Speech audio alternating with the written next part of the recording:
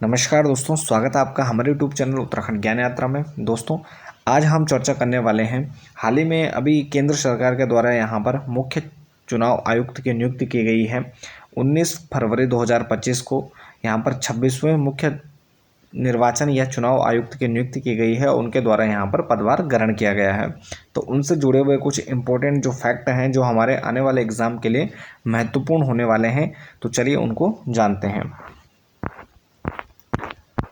तो 26वें मुख्य चुनाव आयुक्त की नियुक्ति की जाती है और यह जो नियुक्ति है 19 फरवरी 2025 को यहाँ पर मुख्य चुनाव आयुक्त या निर्वाचन आयुक्त श्री ज्ञानेश कुमार की नियुक्ति किया, उनके द्वारा पदभार ग्रहण किया जाता है 19 फरवरी 2025 को।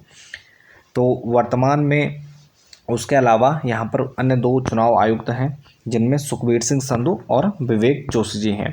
तो सुखबीर सिंह संधू यहाँ पर 15 मार्च 2024 से अपने पद पर बने हुए हैं और जुलाई 2021 से जनवरी 2024 तक वो उत्तराखंड के मुख्य सचिव के पद पर भी रह चुके हैं। तो यह हमारे लिए थोड़ा और महत्वपूर्ण हो जाता है उत्तराखंड के परिप्रेक्ष्य में। यहाँ पर सुखबीर सिंह संधू यहाँ पर दो चुनाव जो आयुक्त हैं उनमें से एक है। इसके अलावा जो दूसरे हैं विवेक जोशी, 19 फरवरी 2025 को यहाँ पर मुख्य चुनाव आयुक्त के साथ साथ यहाँ पर उनके द्वारा अपना पदभार ग्रहण किया गया और ये हरियाणा कैडर के 1989 यानी 1989 बैच के आईएएस हैं। तो 25वें अगर हम मुख्य चुनाव आयुक्त की बात करें तो इससे पहले यहाँ पर श्री राजीव कुमार जी थे जो 15 मई 2022 से 17 फरवरी 2025 तक अपने पद पर बने रहें। और प्रथम मुख्य चुनाव आयुक्त की बात करें तो भारत के प्रथम मुख्य चुनाव आयुक्त की बात करें तो ये सुकुमार सेन थे। 21 मार्च 1950 से 19 दिसंबर 1958 तक ये अपने पद पर थे। इसके बाद वर्तमान जो मुख्य आयुक्त हैं 26वें जो अभी बने हैं ज्ञानेश कुमार जी, तो इनसे जुड़े हुए कुछ जो इम्पोर्टेंट चीज़ें हैं, एक तो 1988 बैच के ये आईएएस केरल कैडर के हैं और इनका जो कार्यकाल होगा तो लोकसभा चुनाव से ठीक पहले 19 फरवरी 2025 से अभी इन्होंने पदभार ग्रहण किया है 19 फरवरी 2025 को और 26 जनवरी 2029 तक यह अपने पद पर बने रहेंगे, यानी लोकसभा चुनाव से ठीक पहले तक यह अपने पद पर बने रहेंगे। सबसे महत्वपूर्ण ये 26वें हैं, इनसे पहले राजीव कुमार थे 25वें और 1988 बैच के ये आईएएस केरल कैडर के हैं।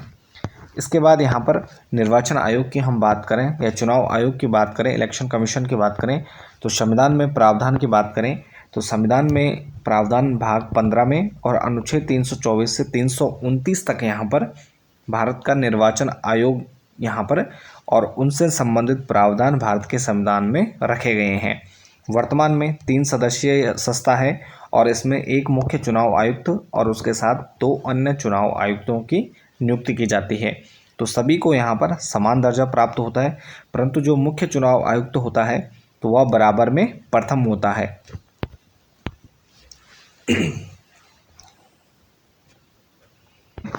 यहाँ पर जो मुख्य चुनाव आयुक्त की नियुक्ति को नियंत्रित करने वाला कोई संसदीय कानून मौजूद नहीं था और यहाँ पर राष्ट्रपति के द्वारा प्रधानमंत्री की सलाह पर नियुक्ति की जाती थी।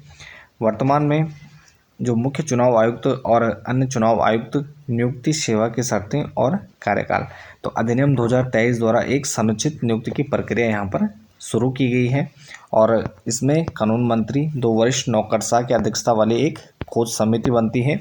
उसके द्वारा 5 उम्मीदवारों की एक शॉर्टलिस्ट जारी की जाती है या 5 उम्मीदवारों की एक सूची तैयार की जाती है और फिर उसके बाद यहाँ पर प्रधानमंत्री, उसमें विपक्ष का नेता और साथ ही प्रधानमंत्री के द्वारा चुने गए एक केंद्रीय मंत्री वाली चयन समिति के द्वारा यहाँ पर जो मुख्य चुनाव आयुक्त है तो उसका चयन किया जाता है और उसके बाद यहाँ पर राष्ट्रपति के द्वारा अनुशंसित किया जाता है और उसकी नियुक्ति की जाती है। प्रावधान है। इसके अलावा जो नया अधिनियम बना तो उसमें पात्रता क्या है, भारत सरकार के सचिव के समकक्ष या वर्तमान में कार्यरत होना चाहिए। जो मुख्य चुनाव आयुक्त है जब उसकी नियुक्ति होती है तो वह भारत सरकार के सचिव के पद पर या उसके समकक्ष पद पर होना चाहिए या वर्तमान में कार्यरत होना चाहिए। इसके अलावा चुनाव प्रबंधन में ईमानदारी व विशेषज्ञता में दक्ष होना चाहिए। पुनः उसकी नियुक्ति नहीं की जा सकती, यानी एक बार अगर भारत का मुख्य चुनाव आयुक्त नियुक्त किया जाता है तो पुनः वह दोबारा उसी पद पर नियुक्त नहीं किया जा सकता। इसके अलावा जो उसका कार्यकाल होता है, तो चुनाव आयुक्त में पदोन्नति, यानी अगर वो चुनाव आयुक्त के रूप में उसकी नियुक्ति होती है, उसके बाद मुख्य चुनाव आयुक्त बनता है, तो टोटल जो कुल कार्यकाल होगा तो 6 वर्ष या 65 वर्ष की आयु तक अपने पद पर बना रहेगा। इसके बाद पदच्युत या हटाने की जो प्रक्रिया है तो वह सर्वोच्च न्यायालय के न्यायाधीश के समान ही होती है, जिसमें राष्ट्रपति द्वारा कदाचार या दुर्व्यवहार का दोषी पाए जाने पर उसे हटाया जा सकता है। तो यानी सर्वोच्च न्यायालय के न्यायाधीश की जो प्रक्रिया है तो उसी प्रकार से हटाने की जो प्रक्रिया है उसी प्रकार से यहाँ पर उनको हटाया जा सकता है। 2 मार्च 2023 के न्यायालय के फैसले में जो कानून पारित होने तक यहाँ पर पहले प्रधानमंत्री, विपक्ष का नेता और उसमें मुख्य न्यायाधीश यानी जो CJI है, चीफ जस्टिस ऑफ इंडिया है, तो उनके द्वारा यहाँ पर जो मुख्य चुनाव आयुक्त है तो उसका चुनाव किया जाता था। लेकिन वर्तमान में इसमें परिवर्तन किया गया और CJI यानी चीफ जस्टिस ऑफ इंडिया के स्थान पर यहाँ पर केंद्रीय मंत्री, प्रधानमंत्री की सलाह या नियुक्ति के द्वारा या प्रधानमंत्री की सलाह पर इसे नियुक्त किया जाता है। तो केंद्रीय मंत्री के द्वारा यहाँ पर मुख्य न्यायाधीश को यहाँ पर परिवर्तित किया गया और इस पर सुप्रीम कोर्ट के द्वारा भी टिप्पणी की गई थी कि नियुक्तियों पर यहाँ पर कार्यपालिका का एक तरफा यहाँ पर नियंत्रण असंवैधानिक है, यानी एक तरफा नियंत्रण कार्यपालिका के द्वारा यहाँ पर असंवैधानिक है। और यहाँ पर जो CJI है यानी चीफ जस्टिस ऑफ इंडिया है, तो उनको यहाँ पर मुख्य चुनाव आयुक्त की चयन प्रक्रिया से बाहर करने पर सुप्रीम कोर्ट में एक याचिका भी डाली गई है, जिसमें एसोसिएशन फॉर डेमोक्रेटिक रिफॉर्म्स के द्वारा यह याचिका यहाँ पर सुप्रीम कोर्ट में दायर की गई है और उस पर यहाँ पर सुनवाई भी जारी है। इसके अलावा चुनाव आयोग से जुड़े हुए कुछ अन्य चीज़ें हैं, जिसमें 1950 से 1990 तक यहाँ पर जो चुनाव आयोग था भारत का वह 1 सदस्य था। 61वें संविधान संशोधन में यह 3 सदस्य इसको बनाया गया और इसमें जो यहाँ पर एज से वोट देने का अधिकार था उसे 21 से 18 किया गया।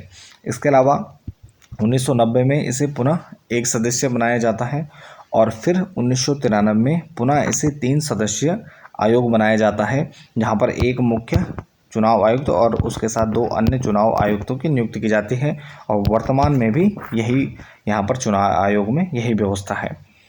तो यह थे हमारे मुख्य चुनाव आयुक्त नियुक्ति संबंधी वीडियो। इसके साथ इस वीडियो को यहीं पर समाप्त करते हैं। बाकी आप बने रहे चैनल के साथ। मिलते हैं नेक्स्ट टॉपिक नेक्स्ट वीडियो के साथ। तब तक के लिए धन्यवाद।